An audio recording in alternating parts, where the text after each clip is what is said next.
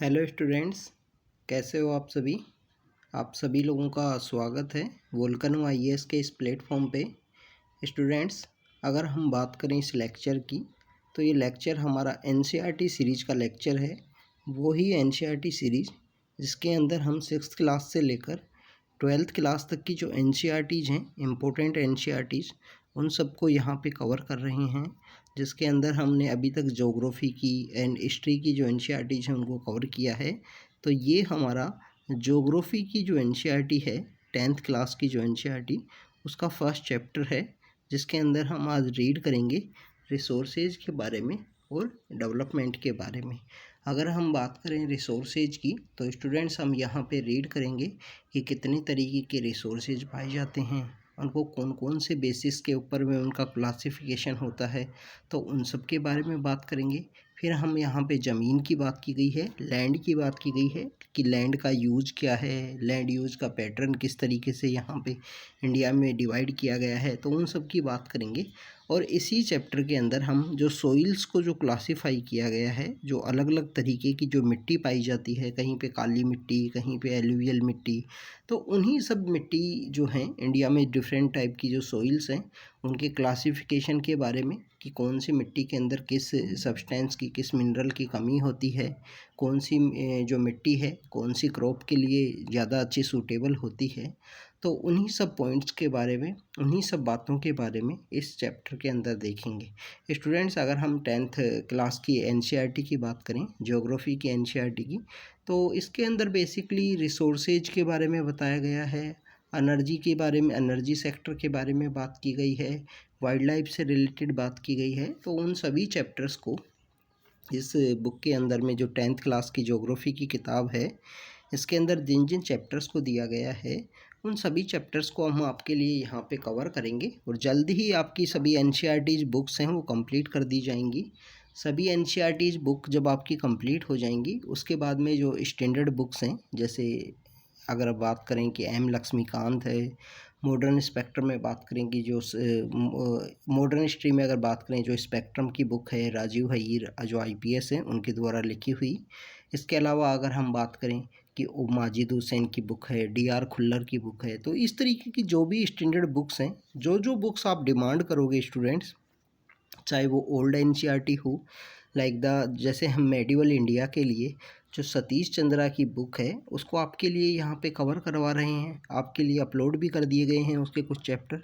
तो इसी तरीके से यहाँ पे आपके लिए जो डिफरेंट डिफरेंट जो बुक्स हैं, जो स्टैंडर्ड बुक्स जिनको सभी एस्पिरेंट्स फॉलो करते हैं, उन सभी बुक्स को आपके लिए यहाँ पे कवर किया जाएगा। आप तो, अगर आपको कोई भी बुक को यहाँ कवर करवाना है, आपको डिमांड है कि ये बुक कवर कर दी जाए, तो आप हमको मेल कर सकते हो, या आप कमेंट सेक्शन के अंदर लिख दिया करो कि ये जो बुक है इसको आप कवर करवा सकते हो। ऐड कर, आपको जो भी बुक रीड करवानी है तो आप यहाँ पे बता दो कि हमारे लिए ये बुक आप कवर कीजिए, तो आपको सभी किताबें यहाँ पे कवर की जाएंगी।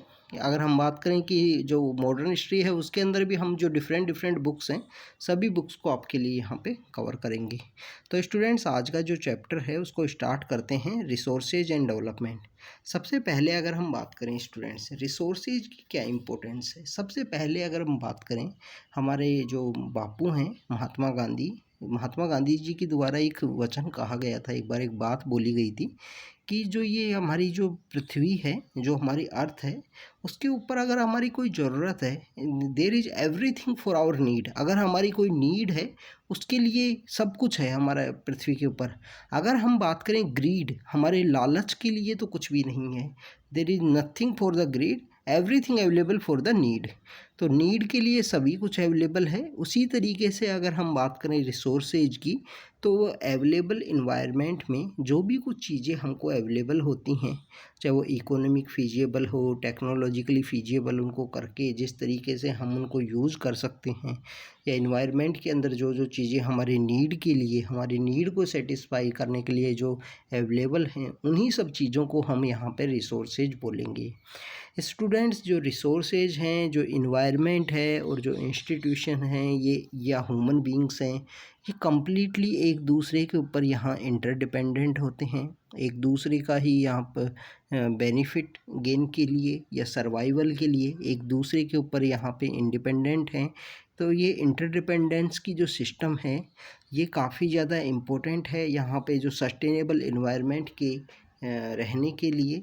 अगर हम बात करें तो process of transformation of things, जो भी हमारे अवेलेबल इन्वायरमेंट में जो थिंग्स हैं उनको ट्रांसफॉर्म करते हुए interactivity relationship between the nature, technology and institutions. Human being nature के थ्रू इंटरेक्ट होते हैं, टेक्नोलॉजी के थ्रू इंस्टीट्यूशंस का क्रिएट होता है to accelerate their economic development. तो बेसिकली जो बात है वो कहने की ये है कि जो ह्यूमन बीइंग्स हैं उनके द्वारा अपने बेनिफिट के लिए, अपने गेन के लिए यहाँ पे ह्यूमन बींग्स के द्वारा यहाँ पे टेक्नोलॉजी की हेल्प लेते हुए नेचर को हार्नेस करने की कोशिश की जाती है, नेचर का यहाँ पे यूज करने की कोशिश की जाती है। कभी कभी जब ये यूज है ओवर यूज हो जाता है तो इम्बैलेंस क्रिएट होता है। तो स्टूडेंट्स आपने देखा होगा कि जब जब इम्बैलेंस क्रिएट होगा तो आपको इस तरीके के जो नेचर के अंदर इस तरीके के जो इवेंट्स हैं वो आपको देखने को मिलेंगे कि एकदम से फ्लड का होना, एकदम से रेनफॉल होना, क्लाउड ब्रस्ट होना, ये नेचुरल फिनोमिना है बट ये इंटरडिपेंडेंट है। ओवर यूज या इम्बैलेंस जब जब क्रिएट होगा इस तरीके, जैसे गीता में भगवान श्री कृष्ण ने कहा है कि जब जब अधर्म की हानि होगी और धर्म की स्थापना के लिए मैं जन्म लूँगा, तो उसी तरीके से सेम थिंग्स हैं कि जब जब यहाँ पे इम्बैलेंस क्रिएट होगा, यहाँ पे अगर हम बात करें हमारे इन्वायरमेंट में किसी भी तरीके से इम्बैलेंस क्रिएट होगा तो आपको इस तरीके के जो सडन इवेंट्स हैं, जैसे एकदम से फ्लड का आ जाना या एकदम से बारिश होना, सर्दी के अंदर बारिश हो जाना काफ़ी लंबे समय के लिए, या हमारा मानसून पीरियड का जो समय पीरियड है जो 4 महीने का पीरियड ना होके कुछ समय बिल्कुल ड्राई रहना, कुछ समय एक्सट्रीम रेनफॉल का होना या एक्सट्रीम सर्दी का गिरना या सर्दी के अंदर गर्मी का एहसास होना। तो इस तरीके की जो चीज़ें हैं ये सडन इवेंट्स हैं जो ये आपको देखने को मिलेंगी जब जब कहीं पे इन्वायरमेंट के अंदर इम्बैलेंस आपको देखने को मिलेगा। जब अगर हम बात करें स्टूडेंट्स जो हमारी पृथ्वी के ऊपर जो रिसोर्सेज हमको अवेलेबल हैं उनकी अगर हम बात करें, उनको अगर हम क्लासीफाई करें तो इनको क्लासीफाई करने के लिए काफ़ी ज़्यादा बेस पॉइंट्स हैं जिनके ऊपर इनको क्लासीफाई किया गया है। सबसे पहले तो ओरिजिन के ऊपर अगर क्लासीफाई करें कि भाई ये जो रिसोर्सेज जो अवेलेबल है ये बायोटिक है या एबायोटिक है, ये बेसिकली ज़िंदा है या इसके अंदर जीव है या नहीं है, तो उसकी बात करें तो बेसिस ऑफ ओरिजिन के ऊपर इनको डिवाइड किया गया है बायोटिक और एबायोटिक के रूप में, एग्जॉस्टिबिलिटी के रूप में कि इनको यूज़ करने के बाद में क्या इनका रीयूज हो सकता है, तो उन पे इनको डिवाइड किया गया है रिन्यूएबल एंड नॉन रिन्यूएबल। अगर हम बात करें कि ओनरशिप में जो रिसोर्सेज की जो ओनरशिप है, क्या इंडिविजुअल हैं, इंडिविजुअल मतलब कोई पर्सन के द्वारा उनको रखा गया है, क्या कम्युनिटी बेस हैं, नेशनल प्रॉपर्टी है, नेशनल असेट है, इंटरनेशनल लेवल की भी बात की गई है। जैसे आप देखिए कि ओजोन लेयर है, ओजोन लेयर एक इंटरनेशनल एक ओनरशिप एक असेट के रूप में है। सभी कंट्रीज़ की रिस्पॉन्सिबिलिटी अल्ट्रा वायलेट रेडिएशन जो आती हैं उनसे प्रोटेक्ट करता है, हमको उनको एब्जॉर्ब कर लेता है जो ओजोन लेयर है स्ट्रेटोस्फेयर में। तो उसी को बचाने के लिए जिस तरीके से मॉन्ट्रियल प्रोटोकॉल या वियना कन्वेंशन आए तो स्टूडेंट्स और वो सभी कंट्रीज़ के द्वारा उसको इफेक्ट में लाया गया। ओनली ऐसी ट्रीटी है वर्ल्ड के अंदर में जो ओजोन को प्रोटेक्ट करने के लिए, ओजोन को यहाँ पे बचाने के लिए सभी कंट्रीज इसके अंदर में पार्टिसिपेट किए, सभी कंट्रीज ने इसको रेटिफाई किया। तो स्टूडेंट्स नेशनल असेट्स क्या होते हैं? नेशनल असेट्स बेसिकली अगर हम बात करें कि हमारे देश के अंदर कितने तरह कोयले पाए जाते हैं, कुछ ऐसे असेट्स जो नेशनल के लिए इम्पोर्टेंस हैं, कंट्री की इकोनॉमी के डेवलपमेंट के लिए, टेक्नोलॉजिकल डेवलपमेंट के लिए, तो उन सबको हमारा नेशनल असेट यहाँ पे माना जाता है। इंडिविजुअल एंड कम्युनिटी बेस तो आपको पंचायती राज इंस्टीट्यूशन में देखने को मिलेंगे।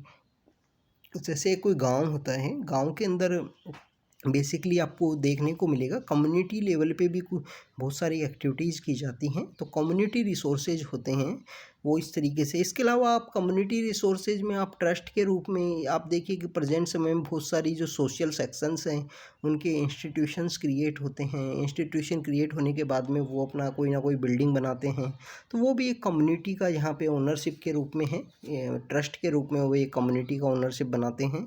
इंडिविजुअल जो प्राइवेट बेसिस पे ओनरशिप में है कि आपका कोई ज़मीन है, आपका कोई घर है, वो आपका इंडिविजुअल है।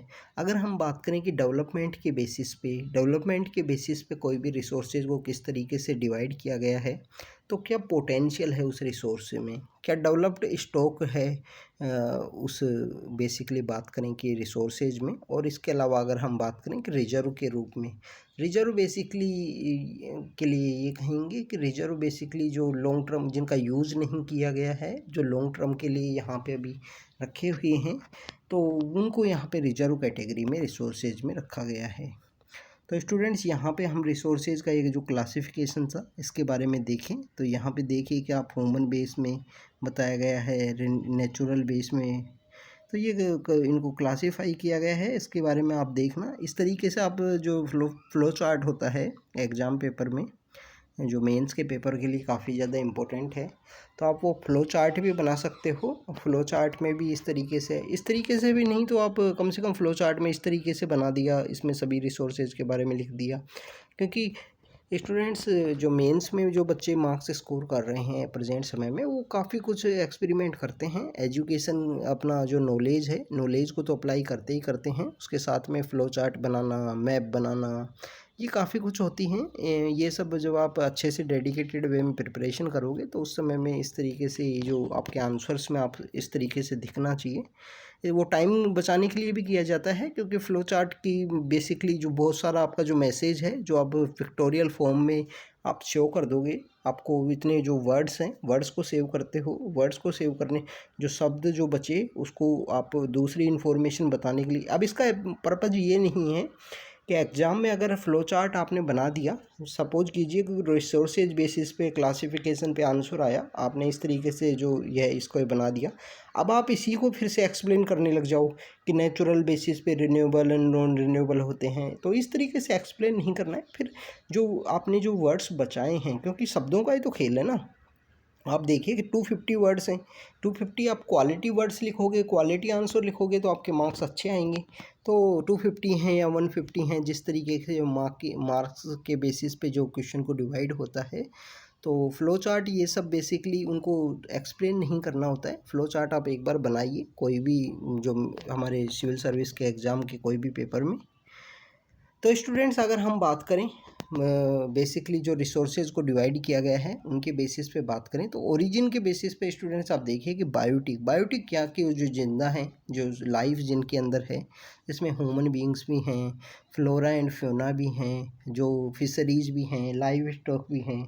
एबायोटिक के लिए बेसिकली हम बात करेंगे रॉक है, मेटल है, कोई अगर हम बात करें कोई डेड अगर कोई पेड़ है तो वो भी एबायोटिक के रूप में है यहाँ पे। ग्रीन पेड़ है, उगा हुआ है, उखड़ा हुआ नहीं है, तो वो बेसिकली बायोटिक में आएगा। एबायोटिक में जो उखड़ा हुआ है, उखाड़ के उसको अपरूटेड कर दिया गया है, उसके बाद में रखा गया है, तो वो यहाँ पे एबायोटिक का पार्ट होगा। तो स्टूडेंट्स ये हमने बायोटिक के बारे में देखा, एबायोटिक के बारे में देखा। अब अगर हम देखें कि यूज़ के बेसिस पे रिन्यूएबल जिनको रिन्यू किया जा सके, एक बार यूज़ कर लिया उनको ना यूज़ किया जा सके, वो बेसिकली नॉन रिन्यूएबल होते हैं। नॉन रिन्यूएबल बेसिकली हमारे जो फॉसिल फ्यूल्स होते हैं वो पाए जाते हैं, उनका एग्जॉस्ट के बाद में उनको यूज़ नहीं कर सकते, रिसाइकिल नहीं कर सकते। अब सनलाइट है, सनलाइट को आप यूज़ करो, रीयूज़ करो, मल्टीपल टाइम रीयूज़ करो, तो इस तरीके की जो सोलार लाइट है, विंड एनर्जी है, पानी है, फॉरेस्ट हैं, ये सब हमारे रिन्यूएबल हैं, उनको रिन्यू करो, आप कंटिन्यू रिन्यू कीजिए। सोलार लाइट का तो यूज़ करना चाहिए स्टूडेंट्स मैक्सिमम, हमारे बॉडी के लिए भी काफ़ी इंपॉर्टेंट होती है सोलार लाइट्स। आपको अगर समय मिले तो 2-4 मिनट ज़रूर धूप के अंदर रहा कीजिए, क्योंकि ये काफ़ी इम्पोर्टेंट है। अगर हम बात करें स्टूडेंट्स इसके अलावा बेसिस ऑफ ओनरशिप के ऊपर में, तो ओनरशिप के बेसिस पे हमने देखा था कि इंडिविजुअल बेसिस पे मान लीजिए कोई बिल्डिंग है, इसके अलावा कोई ज़मीन है, तो ये बेसिकली इंडिविजुअल बेसिस पे रिसोर्सेज को डिवाइड किया गया है। कम्युनिटी बेसिस पे जो ग्रेजिंग ग्राउंड होते हैं, जो आपको पंचायती राज इंस्टीट्यूशंस या इन सब में देखने को मिलेंगे, वो यहाँ इंडिविजुअल बेसिस पे होते हैं। नेशनल एंड इंटरनेशनल लेवल पे हमने देख लिया कि नेशनल लेवल पे जो कंट्री का एक असेट होगा उसको यहाँ पे नेशनल लेवल पे रखा गया है। अगर हम बात करें कि इंटरनेशनल लेवल की अगर हम बात करें, तो वो जैसे आप देखिए कि जो अगर हम बात करें ओजोन लेयर थी, उसके प्रोटेक्शन के लिए किस तरीके से कंट्रीज़ के द्वारा एफर्ट्स किए गए, तो वो हमारा इंटरनेशनल लेवल के ऊपर था। अगर हम बात करें कि स्टूडेंट्स अगर कि जो स्टेटस दिया गया है डेवलपमेंट के बेसिस पे, तो डेवलपमेंट पे आप सबसे पहले आप देखिए कि जो पोटेंशियल रिसोर्सेज हैं कोई भी कंट्री के लिए, कोई भी रीजन के लिए, जिनकी यूटिलिटी यूज की जा सकती है। जैसे आप देखिए कि अपना जो वेस्टर्न पार्ट है राजस्थान और गुजरात का, जहाँ पे जो विंड है वो काफ़ी तेज़ चलती है, सोलार एनर्जी है उसका काफ़ी यूज किया जा सकता है, तो ये वहाँ का पोटेंशियल रिसोर्सेज हैं। कोस्टल एरियाज़ के अंदर अलग होंगी। आप जो कोस्टल एनर्जी है उसको, जो कोस्टल एरियाज़ के अंदर फिशरीज़ हैं, ये सब भी एक रिसोर्सेज ही हैं। आप कोस्टल एरियाज़ के अंदर जो टाइड्स आती हैं उनका भी यूज किया जा सकता है। इसके अलावा डेवलपमेंट रिसोर्सेज बेसिकली वो कि वो यहाँ पे जो सर्वे एंड जो क्वालिटी एंड क्वांटिटी जो यहाँ पे जिसकी डेवलपमेंट में यूज की जा सकती है, उसको डेवलपमेंट रिसोर्सेज में रखा गया है। स्टॉक्स की बात करें, जो मिनरल होते हैं एनवायरनमेंट में, जिनकी पोटेंशियल होती है कि ह्यूमन बींग्स की जो नीड हैं, जो यहाँ पे सर्वाइवल के लिए जो नीड हैं, उनको बेसिकली फुलफ़िल किया जा सकता है। तो ये बेसिकली क्या होते हैं, स्टॉक्स होते हैं। स्टॉक्स मीन्स द जो रिजर्व है रखे गए हैं। अगर रिजर्व असेट्स की बात करें, रिजर्व असेट्स से बेसिकली स्टॉक्स के ही सबसेट होते हैं, जिनको यूज करके, टेक्नोलॉजिकल यूज करके यहाँ पे जो वाटर है, जैसे वाटर को डैम के अंदर में यूज किया गया, फॉरेस्ट में यूज किया गया, तो ये बेसिकली जो डेवलपमेंट बेसिस पे जो रिसोर्सेज को डिवाइड किया गया है, वो सब बातें यहाँ पे बताई गई है। अब स्टूडेंट, सबसे इम्पोर्टेंट बात यहाँ पे जो निकल के आती है कि जो रिसोर्सेज हैं इनका इक्विटेबल जो डिस्ट्रीब्यूशन किया गया है वो असेंशियल है एक सस्टेनेबल जो क्वालिटी एंड ग्लोबल पीस के लिए। क्योंकि स्टूडेंट्स बेसिकली अगर इक्विटेबल इनका डिस्ट्रीब्यूशन नहीं होगा, कोई कंट्रीज़ में डिमांड होगी, दूसरे कंट्रीज़ में डिमांड नहीं है या उन कम्प्लीटली डिपेंड हैं सेकंड कंट्री के ऊपर में, तो यहाँ पे जो डिमांड इंक्रीज होगी तो ये डेंजर हो सकता है हमारे प्लानेट्स के लिए भी, यहाँ कंट्रीज के आपस में कन्फ्लिक्ट के लिए भी। आप देखिए कि बहुत सारे ऐसे जो कंट्रीज हैं जिनके द्वारा दूसरे कंट्री के द्वारा उनके ऊपर में अटैक किया गया, क्योंकि वो उनका जो नेवल बेस है उसको यूज़ किया जाता। जैसे 2014 के समय में एक इंसिडेंट वर्ल्ड के अंदर देखने को मिला था कि एक कंट्री के द्वारा दूसरे कंट्री के ऊपर अटैक इसलिए किया गया क्योंकि उसका वही एरिया अगर वो टेक ओवर कर लेंगे तो उनके जो ट्रेड है उसको काफ़ी बेनिफिट होगा। वहाँ पे वो अपना जो सामान है उसको बेसिकली जो सी के थ्रू वो ट्रेड कर सकेंगे। इसके अलावा अगर हम बात करें कि सस्टेनेबल डेवलपमेंट क्या होता है, सस्टेनेबल डेवलपमेंट वो इकोनॉमिक डेवलपमेंट का मीन्स है कि जिसके अंदर इन्वायरमेंट को बिना डैमेज करते हुए डेवलपमेंट की जो प्रोसेस, जो एक्टिविटीज़ हैं उनको यहाँ पे किया जा सके।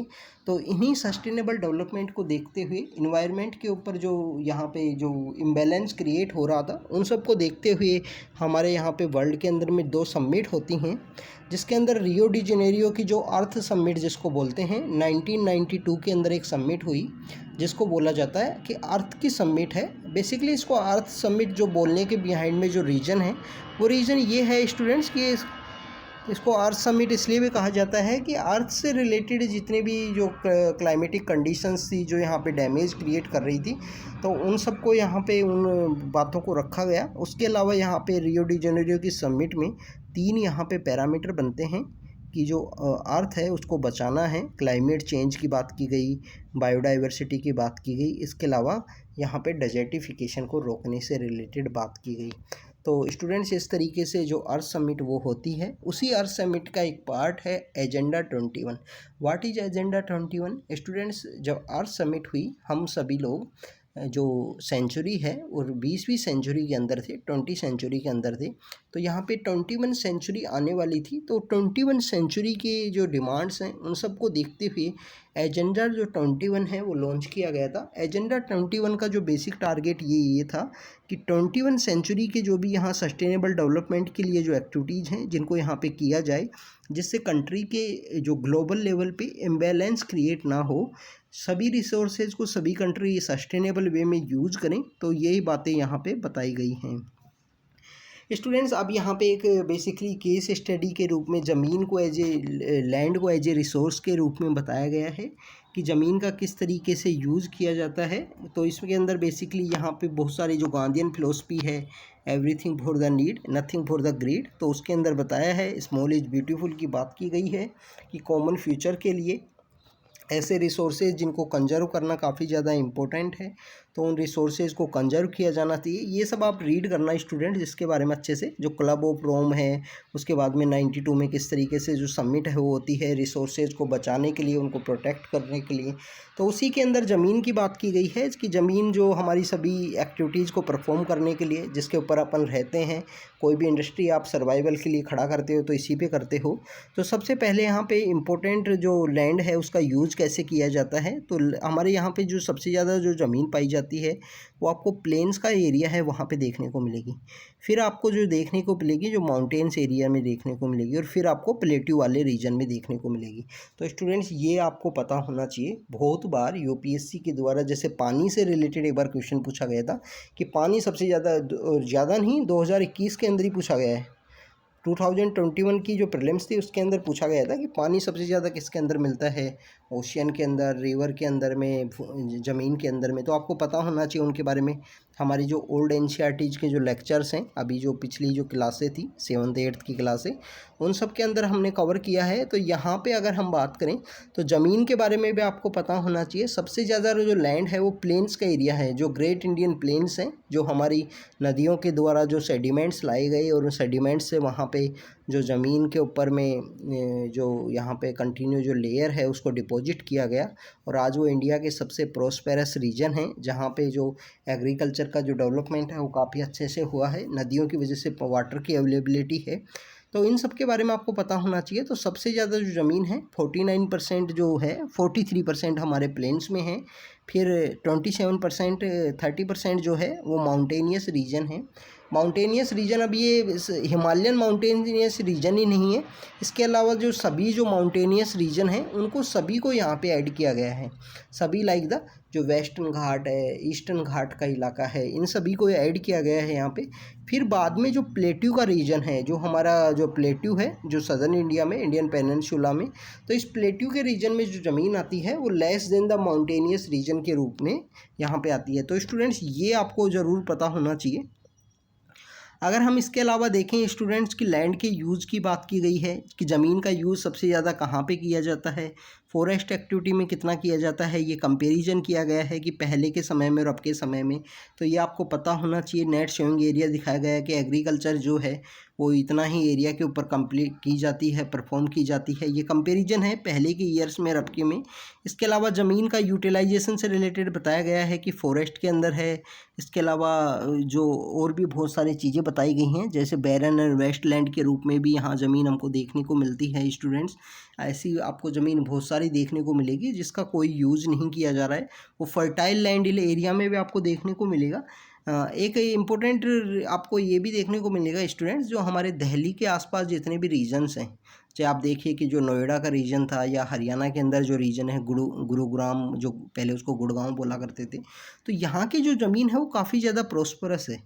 अब प्रेजेंट समय में क्या हो रहा है, प्रेजेंट समय में आप देखिए कि जो इंडस्ट्रियलाइजेशन का जो डेवलपमेंट हो रहा है, आप देखिए कि जो दिल्ली है, जो दिल्ली से अगर आप जयपुर के लिए ट्रैवल करते हो, जैसे सपोज कीजिए दिल्ली है, तो यहाँ पे गुड़गांव का डेवलपमेंट हुआ। अब गुड़गांव का डेवलपमेंट होने के साथ साथ यहाँ पे आप देखिए कि और जो सिटीज़ हैं, जैसे मानेसर है, दारूहेड़ा है, भिवाड़ी है, ये भिवाड़ी राजस्थान के अंदर आता है, इधर दूसरी सिटीज़ हैं। तो आप देखिए ये कम्प्लीटली इंडस्ट्रियलाइजेशन जो जोन है वो क्रिएट हो रहा है। फिर राजस्थान में इधर नीमराना है। तो इस तरीके के जो यहाँ पे आपको आप इस रीजन में जब आप देखोगे तो आपको देखिए कि जो यहाँ की जो ज़मीन है वो काफ़ी प्रोस्पेरस ज़मीन थी, बट इंडस्ट्रियलाइजेशन होने की वजह से यहाँ पे जो ज़मीन है वो तो गई ही गई। अब वहाँ पे एग्रीकल्चर की जो एक्टिविटी है वो भी परफॉर्म नहीं हो सकती। तो इसलिए जब भी इस तरीके की जो एक्टिविटीज़ की जाएं, अब ये तो बेसिकली यहाँ अर्बन एरिया है, अर्बन एरिया का जो इस तरीके से जो एक्सपेंड हुआ हमारे कंट्री के अंदर प्रेजेंट समय में जो आपको देखने को मिल रहा होगा कि सभी लोग जो अर्बन एरियाज़ के लिए जो माइग्रेट कर रहे हैं, कोविड के समय ज़रूर देखने को मिला था कि आपको लोग वापस से गाँव के लिए वापस से गए थे। उसका भी एक रीज़न है कि वहाँ पे जब लोग वापस गाँव के लिए गए तो एग्रीकल्चर जो एक्टिविटीज़ हैं उनके ऊपर में जो एग्रीकल्चर लैंड तो आपको पता है कि लिमिटेड है। एग्रीकल्चर लैंड लिमिटेड है, लिमिटेड होने के बाद में आपको देखने को मिलेगा कि वहाँ पे जो प्रेशर है एग्रीकल्चर लैंड के ऊपर में, क्योंकि लोगों की जो जॉब है उसका लॉस्ट हुआ, जॉब लॉस हुई। जॉब लॉस होने के साथ में लोग गाँव के लिए गए। एग्रीकल्चर लैंड इज़ लिमिटेड जिन भी लोगों के पास है। हमारे इंडिया के अंदर एक तो सबसे बड़ी प्रॉब्लम ये है कि लेस देन द जो हेक्टेयर है वो काफ़ी लेस देन 2 हेक्टेयर के आसपास जो किसान हैं, 2 हेक्टेयर से लेस या 2 हेक्टेयर के आसपास जिनकी किसानों की जो ज़मीन है वो काफ़ी ज़्यादा है। वो हमारे कुछ ऐसे भी प्रॉब्लम्स हैं, कुछ हेरिडिटी जो इशू हैं, लाइक द हमारे यहाँ पे जो लैंड का जो डिवाइड किया जाता है एक जनरेशन से दूसरे जनरेशन पे। जैसे आप देखिए कोई किसान के पास एक ज़मीन है, अब उसके 2 बेटे हुए, उसको डिवाइड किया गया। अब इन दोनों के एक 2 बेटे होते हैं, तो आप देखिए कि ज़मीन कितनी यहाँ पे आपको लेस होती गई, बाइफरकेट होते होते किस तरीके से डिवाइड होती गई। तो ये सब एक्टिविटीज़ भी आपको देखने को मिलती हैं। फर्टाइल लैंड है उसको एक्वायर किया जा रहा है, चाहे वो हाईवेज़ के डेवलपमेंट के लिए या इंडस्ट्रियलाइजेशन डेवलपमेंट के लिए या अर्बन एरियाज़ का जो एक्सपेंड हो रहा है। और अर्बन एरियाज़ का जो एक्सपेंड हो रहा है यहाँ भी आपको बहुत सारी प्रॉब्लम्स देखने को मिल रही हैं। जो अनप्लान्ड अर्बनाइजेशन हो रहा है वो आपको एक देखने को मिल रहा है। अनप्लान्ड अर्बनाइजेशन का सबसे बड़ी जो इफेक्ट है वो हमारे न्यूट्रिशनल जो हेल्थ के इशू हैं, जिसमें आपको ओबेसिटी देखने को मिल रही है ज़्यादा। क्योंकि आप देखें कि जो छोटे छोटे टाउन्स होते हैं वहाँ पे आपको देखने को मिलेगा कि यहाँ इस तरीके से जैसे कोई एरिया है, अब इसमें प्लॉटिंग कर दी गई, ये कंटिन्यू प्लॉटिंग कर दी गई। इसके अंदर नहीं रखा गया कि किस तरीके से कोई पार्क भी रखना है, कोई कम्युनिटी गार्डन भी रखना है, कोई यहाँ पे कम्युनिटी का एक स्पेशल मार्केट भी रखना है। तो इस तरीके से जो अनप्लान्ड अर्बनाइजेशन हो रहा है ये भी एक सबसे बड़ी दिक्कत है। तो ये कुछ ज़मीन है उसके यूज़ के बारे में हमने बात की, ये कुछ इस तरीके से हमने इनको देखा। इसके अलावा स्टूडेंट्स यहाँ पे जो लैंड है उसको किस तरीके से डिग्रेड हो रही है, उसको कंजर्व करने के लिए इम्पोर्टेंट है, उन सब के बारे में बात की गई है। यहाँ पे जो मैप है इसके अंदर सोइल के बारे में बताया गया है कि जो डिफरेंट डिफरेंट काइंड की जो सोइल हैं वो इंडिया में मिलती हैं, तो उन सब के बारे में बात किया गया है। फॉरेस्ट एंड माउंटेनियस जो सोइल है जो कश्मीर के अंदर में नॉर्थ ईस्ट के कुछ रीजन्स में आपको देखने को मिलेगी। इसके अलावा अगर हम बात करेंगे जो आपको एरिड सोइल है जो वेस्टर्न राजस्थान के अंदर देखने को मिलेगी। जो रेड एंड येलो सोइल है वो आपको यहाँ पे जो ज़्यादा जहाँ पे रेनफॉल होती है उस एरिया में देखने को मिलेगी। उसके बिहाइंड में कुछ रीजन है कि वो लीचिंग की जो एक्टिविटी होती हैं यहाँ पे। इसके अलावा आपको जो मैक्सिमम जो सोइल है एलुवियल सोइल आपको देखने को मिलेगी। ये आपको ब्लैक सोइल है जो कॉटन के लिए काफ़ी ज़्यादा इम्पोर्टेंट है। तो यहाँ पे जो सोइल्स हैं उनकी बात की गई है। अब हम जो सोइल हैं उन सब के बारे में यहाँ पे देखेंगे कि सोइल है उसकी क्या इंपॉर्टेंस है। सबसे पहले जो सोइल के बारे में अगर आपको समझना है स्टूडेंट, तो आप इस जो बेसिकली जो अगर हम बात करें जो रॉक साइकिल होती है, जो पेरेंट रॉक होती है, जो सबसे ऊपर में टॉप सोइल पाई जाती है, टॉप सोइल के बाद में जो जिस तरीके से जो सोइल है जो नीचे पाई जाती है, उन सब के बारे में यहाँ पे बताया गया है। किस तरीके जो पेरेंट रॉक होती है वो काफ़ी नीचे होती है। हमारे यहाँ पे जो एग्रीकल्चर की जो एक्टिविटी की जाती है ऊपर की जो टॉप लेयर्स हैं इनके ऊपर काफ़ी डिपेंड होता है, क्योंकि ज़्यादा डीपली यहाँ पे एग्रीकल्चर की जो एक्टिविटीज़ हैं वो सब नहीं की जाती। यहाँ पे सोइल को एज ए रिसोर्सेज के बीच में बताया गया है, रिसोर्सेज के बारे में बताया गया है कि जो टॉप सोइल है जो अपर लेयर है उसके बारे में, फिर इस तरीके से सोइल है उसका यहाँ लेयरिंग प्रोसेस होता है। अब सबसे पहले हम सोइल्स का जो क्लासिफिकेशन करें तो भारत में जो सोइल है उसके अलग अलग डिफरेंट रिलीफ फीचर हैं, लैंड फॉर्म्स हैं, क्लाइमेटिक रियलम हैं, वेजिटेशन अलग अलग जो उगाई जाती है उनके बेसिस पे इसको यहाँ पे डिवाइड किया गया है। सबसे पहले अगर हम बात करें एलुवियल सोइल, एलुवियल सॉइल की बात करें तो ये सबसे मोस्ट वाइड स्प्रेड है, इम्पोर्टेंट सॉइल है। इसके अलावा स्टूडेंट्स अगर हम बात करें जो ग्रेट इंडियन प्लेन्स का जो एरिया है, जो ग्रेट इंडियन प्लेन्स का एरिया है वहाँ पे आपको ये सॉइल देखने को मिलेगी। इसके अलावा स्टूडेंट्स ये सबसे ज़्यादा जो एग्रीकल्चर एक्टिविटीज़ जो इंडिया में परफॉर्म की जाती हैं, जहाँ पे हाई प्रेशर है एग्रीकल्चर एक्टिविटीज़ के ऊपर में, तो वो सब आपको एलुवियल सॉइल के ऊपर भी देखने को मिलेगा। जो हमारी हिमालयन रिवर सिस्टम है, इंडस का रिवर सिस्टम है, गंगा एंड ब्रह्मपुत्रा का रिवर सिस्टम है, तो ये जो बेसिकली अगर हम बात करें ये सॉइल जो ईस्टर्न राजस्थान है वह और गुजरात का जो एरिया है वहाँ पे भी आपको देखने को मिलेगी as in the narrow corridor के रूप में। कम्प्लीटली राजस्थान और गुजरात में नहीं देखने को मिलेगी आपको एक नैरो कॉरिडोर के रूप में वहाँ पे देखने को मिलेगी। इसके अलावा ये जो कुछ कोस्टल जो प्लेन्स हैं वहाँ भी आपको मिलेगी, जैसे महानदी, गोदावरी, कृष्णा, कावेरी, उसके जो प्लेन्स हैं वहाँ पे आपको ये सॉइल देखने को मिलेगी। सबसे इम्पोर्टेंट बात जो इस सॉइल के लिए है कि ये जो सॉइल है सबसे ज़्यादा जो फर्टाइल के रूप में आपको फर्टिलिटी लेवल में काफ़ी अच्छी आपको देखने को मिलेगी। यहाँ पे जो एलुवियल सॉइल है उसको यहाँ पे क्लासिफाइड किया गया है न्यू एलुवियल के रूप में, ओल्ड एलुवियल के रूप में, कि नई जो यहाँ पे मिट्टी जो लाई जाती है नदियों के द्वारा, इसके द्वारा जो ओल्ड है जिसको बांगर के रूप में बोला जाता है, नई जो एलुवियल होती है उसको खादर के रूप में बताया जाता है। स्टूडेंट्स यहाँ पे कंकर्स भी आपको देखने को मिलेंगी। जो नई एलुवियल होती है उसके अंदर जो रिवर्स अपने साथ सेडिमेंट्स लाती हैं तो कंकर लेके आती हैं। सबसे इम्पोर्टेंट बात स्टूडेंट्स यहाँ पे जो फॉस्फोरिक एसिड, लाइम, ये सब इनके ग्रोथ होती, ये सब इसके अंदर काफ़ी अच्छी मात्रा में पाए जाते हैं। पोटास है, फॉस्फोरिक है, सोइल एसिड, फॉस्फोरिक एसिड है, लाइम है, ये सब आपको अच्छी यहाँ पे अच्छे रेशियो में प्रोपोर्शन में देखने को मिलेंगे। उसी के साथ स्टूडेंट्स आपको देखने को मिलेगा कि जो पैडी है, जो शुगर केन है, जो वीट है, उन सब के यहाँ पे ग्रोथ के लिए ये सॉइल काफ़ी ज़्यादा इम्पोर्टेंट है उसकी प्रोडक्टिविटी के लिए बेसिकली। इसके अलावा ये soils in the dryer area is more alkaline can be produce you after the proper treatment and the irrigation के बाद में यहाँ पे जो मोर एल्कलाइन हो जाती है, एल्कलिनिटी जो है उसकी इंक्रीज हो जाती है। तो ये बेसिकली यहाँ पे एलुवियल सॉइल के बारे में यहाँ बताया गया था कि एलुवियल सॉइल जो सैंड, सिलिट एंड क्ले का जो प्रोपोर्शन आपको इस सॉइल के अंदर देखने को मिलेगा, जो हमारे वीट के लिए, शुगर केन के लिए, जो पैडी के कल्टीवेशन के लिए काफ़ी ज़्यादा इम्पोर्टेंट है।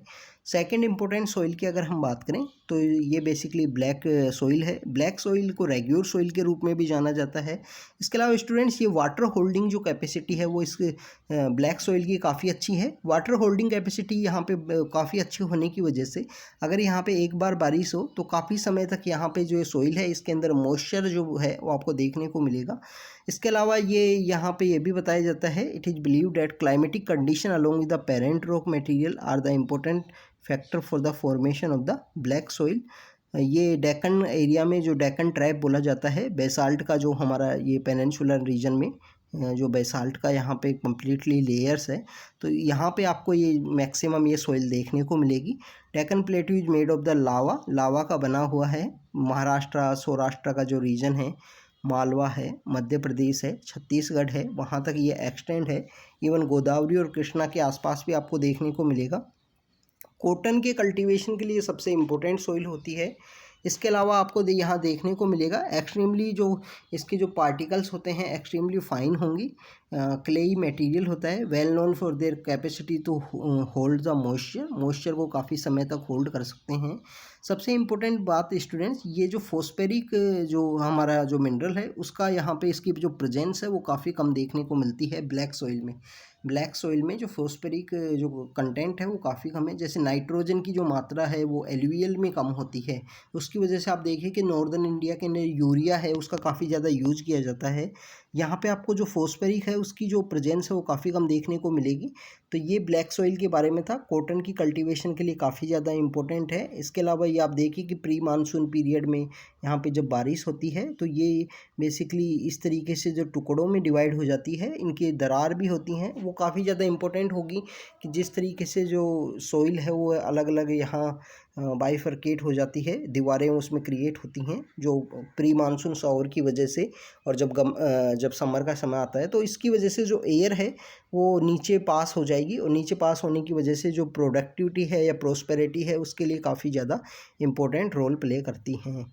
अगर हम बात करें कि next is laterite soil. Laterite soil की अगर हम बात करें स्टूडेंट, जो मिट्टी जैसे लेटेराइट का मीन्स है जो ईंट बनाने के जो काम आती है, ब्रिक मेकिंग में सबसे ज़्यादा इसको यूज किया जाता है। लेटर जो है उसका मतलब भी ब्रिक ही है। तो लेटराइट सॉइल आपको यहाँ लीचिंग की एक्टिविटी काफ़ी ज़्यादा देखने को मिलेगी। यहाँ पे जो बारिश जहाँ होती है, जिस रीजन में बारिश काफ़ी ज़्यादा होती है, इसके अलावा ये सॉइल जो है वो प्रोस्पेरस नहीं होती है। केशू का कल्टीवेशन यहाँ पे आपको काफ़ी ज़्यादा देखने को मिलेगा। इसका जो कलर होगा वो रेड कलर का होता है। और इसके अलावा स्टूडेंट्स और तो बहुत सारी, जो अगर हम बात करें कि इंडिया के बहुत सारे ऐसे रीजन्स हैं जहाँ पे ये मिलती है, जिसमें महाराष्ट्र का भी कुछ रीजन है, वेस्टर्न घाट का रीजन, उड़ीसा का, क्योंकि जहाँ पे ज़्यादा अच्छी बारिश होगी वहीं पे इस सोइल की जो प्रेजेंस है वो आपको देखने को मिलेगी। बंगाल है, नॉर्थ ईस्ट का रीजन है, तमिलनाडु, कर्नाटका, यहाँ पे भी ये जो सोइल है इसको अलग अलग टेक्निक का यूज़ करते हुए इसको डिफरेंट टाइप में यहाँ पे यूज़ किया जा रहा है। और केश्यू नट है उसके यहाँ प्रोडक्शन के लिए काफ़ी ज़्यादा इम्पोर्टेंट है। और केश्यू का आपको पता होगा, जैसे प्रोनोती केश्यू है तमिलनाडु से, जिसको जीआई टैग की डिमांड है, प्रणोती केशु है। इसके अलावा केशु का जो प्रोडक्शन है वो आपको यहाँ आंध्र प्रदेश में, तमिलनाडु में, इन रीजन्स में आपको काफ़ी ज़्यादा देखने को मिलेगा student. Next is about the red and the yellow soil. Red और येलो सोइल ये आपको क्रिस्टलाइन इग्नियस रॉक की बनी होती हैं, डेवलप उसी एरिया में आपको देखने को मिलेगी। Eastern and the southern part जो डेक्कन प्लेट्यू का है वहाँ पे ये सोइल आपको देखने को मिलेगी। येलो और रेड सोइल आपको जो उड़ीसा, छत्तीसगढ़ और सदर्न पार्ट है, मिडल गंगा जो प्लेन्स है उनका, वहाँ भी आपको देखने को मिलेगी। This soil develop a reddish colour, यहाँ पे जो रेड कलर का यहाँ पे रेडिश कलर होता है, और ये बेसिकली जो है यहाँ पे जो क्लाइमेटिक कंडीशंस हैं उसका भी काफ़ी इफेक्ट है। Diffusion of iron in the crystalline and metamorphic rock, it looks yellow when occurred in A hydrate form. Hydrate form में जब आपको देखने को मिलेगी तो उसका कलर येलो होगा। इसके अलावा जो आयरन का जो क्रिस्टलाइन के साथ में डिफ्यूजन हुआ मेटामॉर्फिक और क्रिस्टलाइन रॉक्स के साथ में, तो उसके साथ इसका जो कलर है आपको रेड देखने को मिलेगा, कि आपको ईस्टर्न एरियाज़ के अंदर काफ़ी ज़्यादा मिलती हैं रेड सोइल।